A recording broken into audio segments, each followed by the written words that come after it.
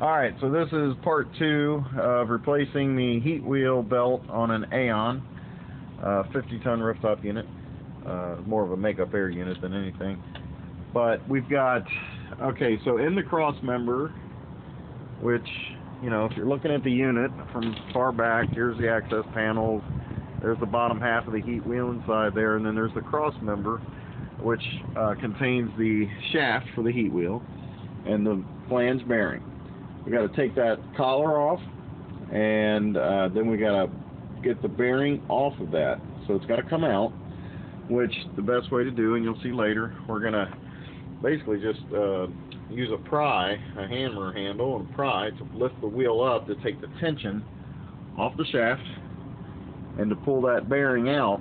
And then once that bearing's out, you're able to take your new belt and pry it around the pulley or the shaft and then up and around the wheel, but one step at a time. Here's the old belt. Now, we've been replacing belts because they've broken. This particular unit's about 12 years old. It's a factory belt, factory pulley, factory heat wheels. Some of these heat wheels we've actually replaced the sections of desiccant. These are still in pretty decent shape. We just keep cleaning them. But this belt's going to come off, that pulley's going to come off, because the new belts that they send for these are actually a V belt, not a round belt like this. So it's a V belt, it's still clear, but it's a V belt, and it has a new pulley to go with it. It comes with a spacer block to get the pulley in just the right location. And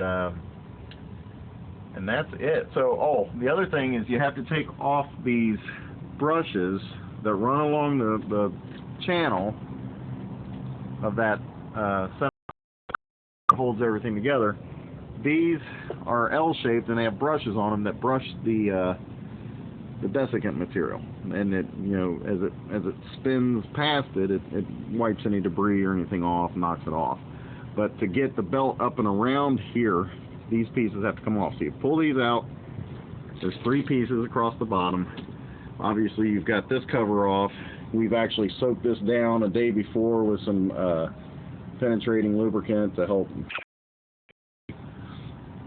And then you know, we will get everything apart, and we'll get our belt, and we'll get it up around that, and then the belt will come up through here, go around the shaft, and then lift up and around. And we'll do that in the next stage. So right now we are going to take the bearing off, which will require a puller after we get the collar off, and then we use a puller to pull it off. And we'll show you that in the next section.